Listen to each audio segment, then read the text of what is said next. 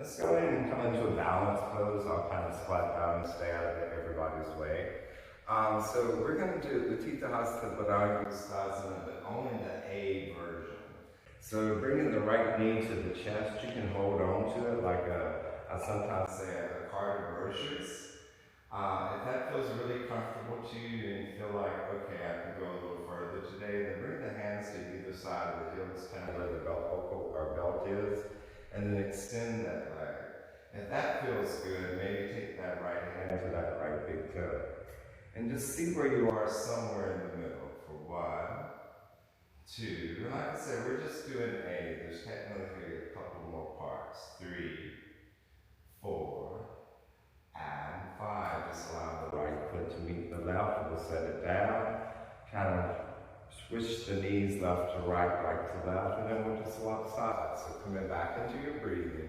Find something on the wall in front of us that's not moving, so you can have that drishti. And then bringing the left knee to the chest, we'll hold it like kind of a bag of groceries, so to speak. And then just do your evaluation here. You'll notice everybody's going to be different on each side. So maybe you take the big toe, maybe you just extend the leg, or maybe you hold the groceries. It's up to you. For 1, 2, 3, 4, and 5. Left foot meets right. We're done with that. Once you wiggle the knees left to right, right to left, self jump or hop the feet hip distance apart, bring the hands to the hips. As you inhale, look up. And as you exhale, hinge and fold.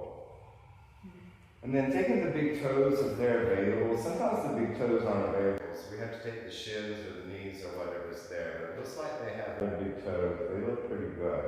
And then the last thing is going to be kind of curl and tuck the chin a little so you engage the abdomen. And I'm just going to ground Patricia a little bit here, just where she can get further. There she goes into the posture for 1, 2, 3, 4, and 5. As you inhale, come halfway up. Take a rest and exhale and come to Padangusthasana, so slide the hands under the feet. Then as you inhale, come halfway up, extend the spine, exhale, forward, and think of that little slight chin tuck. For 1, 2,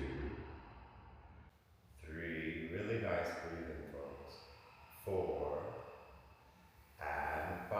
Inhale halfway up, exhale, hands to the hips, inhale all the way up, exhale. So as we come to the top of the mat, they'll just step back and open the arms up to a T as they prepare for their triangle pose. So with this triangle, I usually say